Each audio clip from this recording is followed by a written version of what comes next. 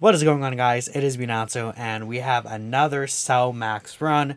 As you can tell, this is completed by double Gamma 1 leads, and obviously not really the most surprising thing ever that this team is able to beat the event.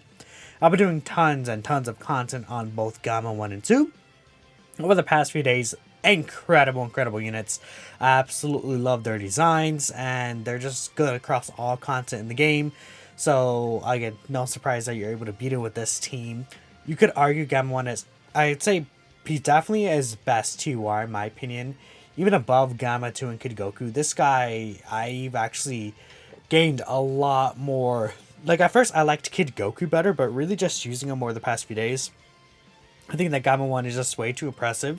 Especially defensively, he's supporting, he's leading movie heroes, he does some pretty good attack as well. He doesn't like do any triple supers or anything, but his tanking makes up for it, and everything that he does just really blends well together.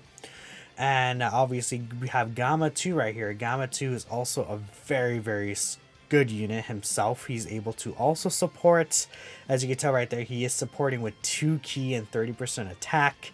You know, he just has a really strong link set with Gamma 1, which is the most important thing, I feel, because he's basically Gamma 1's best buddy. Those two obviously work together extremely well here.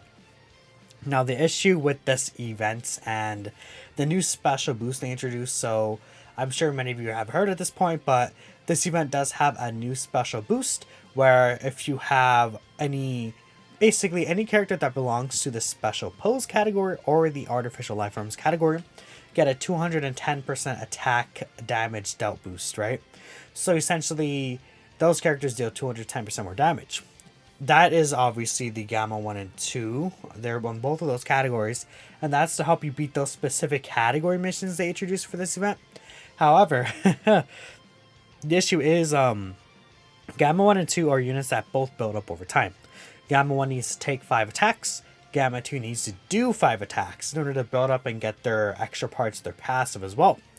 Because of this, and the fact that they're doing more damage than they actually would normally do, this event usually melts by pretty quickly. So you're unable to actually build up with them like you would want to. That causes all kinds of shenanigans to happen, and I can't speak.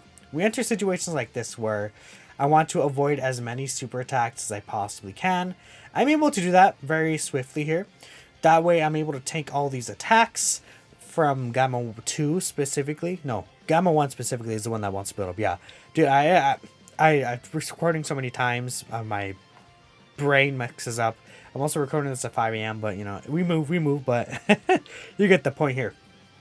These units want to get hit as many times as possible, and so that's going to be pretty sick. We're able to get them really built up here with the AoE attacks in the physical phase. It's really good for Gamma 1. Gamma 2 is trouble though, because not only does it do so much damage, but if he gets all these additional super attacks off that he can do, things can get really troublesome really quickly. So right here I had no shot. I had to get the super attack to this guy.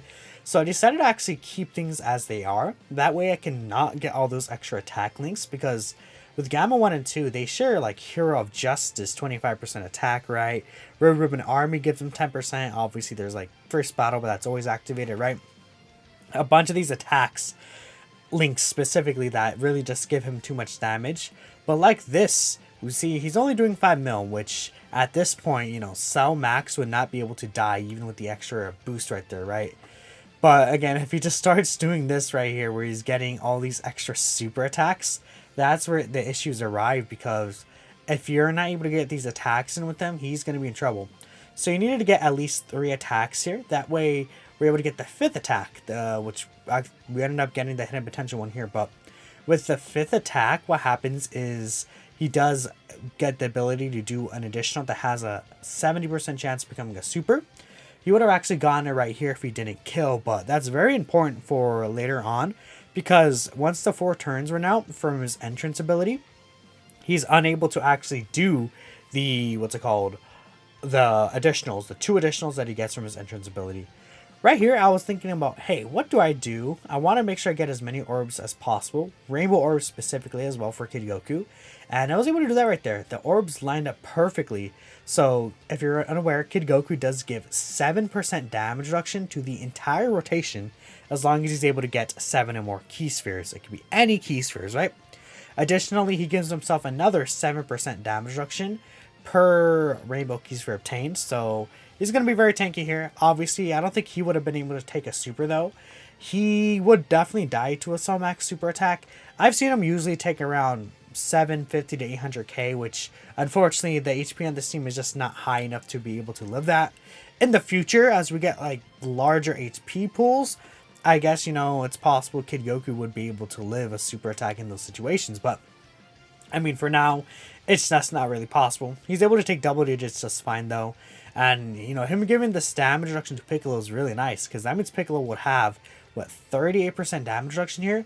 Which would have actually helped out right here, but if you take a look here, and Sir Piccolo actually dodges the super attack, you'll see my build at the end, but basically, every single character here except for God Goku has a full dodge build. Which I know people won't like, but it is what it is. Now right here, I decided to not grab the Rainbow Key Spheres with God Goku. The reason why for that is because God Goku, well, first, he's not going to get hit, so he doesn't need the defense. And those Rainbow Orbs line up perfectly for the Kid Goku next turn. So now Gamma 1 is fully built up here. Gamma 2 is going to be just fine as well.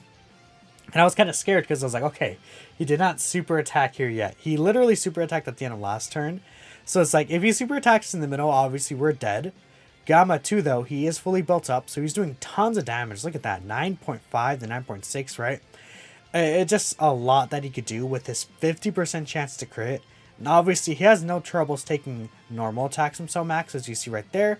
But even if Cell Max supered at that very last attack, you see there, he did dodge that last attack right there. So we would have been A-okay, which is obviously very nice to see. So I think at this point, all we needed to do was worry about this phase specifically, but again, the really good thing here is it's not going to be that big of a deal because I could get the extra damage reduction for Kid Goku. I decided to move the Gamma 1 not in the first slot just because I'm pretty sure this Gamma 1 is not built up really at all. And as you see right there, that did end up working out for us because Hachan obviously able to eat the super attack very well. Now, the issue with Cell Max supering instantly is that since he attacks so many times, he has a chance to catch the second super. If you're unaware, somehow still, Cell Max can super you twice in the same turn. So, him supering first means that basically the rest 9 or 10 attacks in the turn would have the potential to catch the super as well, right? Because I'm pretty sure it goes by per attack basis, right? So it's like, you know, the first attack is going to be super, second one, I think. I'm not like, you know, into the database like that, but I presume that's how it would work. It would like roll on each attack until it rolls on the super attack. It wouldn't like predetermine it in a weird way, right? At least, well, it would be predetermined, right? But you guys get what I'm saying, I think. So there's that here. As you can tell, Gamma 1, again, is not built up at all. Because even if he was, like, no links, which obviously he is right now, he would be a much higher attack stat. So I think we're good here. Because if we take a look here, we have Piccolo slot 1. Gamma 2 was locked in slot 3, which is no problem at all. And as long as I do this, I would be able to kill no matter what with Gamma 2 at the ends. Piccolo was able to get an attack in. So he was able to build up his full passive. He has, again, the damage reduction, and he's supporting the whole rotation. So unless Gamma 1 got super attacked at the ends, we would have been fine, right? And you see Piccolo also dodged the super again, which is very, very helpful. Gamma 1 with the 9 mil attack stat, and he's able to just eat any super attack in the game. It's an absurd unit, right? Look at the damage he did. That's the damage he was coming in. So yeah, we win, right? There's no issue at all.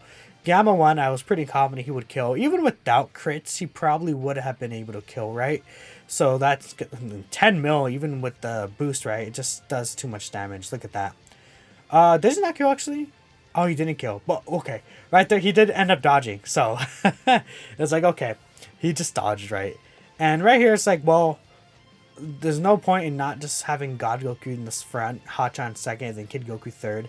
Just worst case scenario, I guess, but no matter what, he doesn't have the HP to live, so we're good, and we have the HP to live on our end in case we get supered. So we're all just A-okay right there. So that is Cell Max beaten. Of course, he had like 1 HP left, but God Goku got the additional. With the Gamma 1 team, again, not really a surprise here. I just, at the very least, wanted to get a video out for this because I obviously had one I have one for Gamma 2 as well. That one should be up already. So, yeah, I guess keep a lookout. Watch that one if you haven't already. I think that one takes a lot more kind of effort, right? I don't know, because this one took me a lot more tries than that team, surprisingly, even though the other team is double Gamma 2. But that's pretty funny. But anyways, I'll show my equips here and then my builds, so full level 10 links. Gamma 2 is 89%, right? No, 90%. The Gamma 1 is also 79. So that's it. Let me know what y'all think. Thank you all for watching, and I'll catch you next time. Peace out.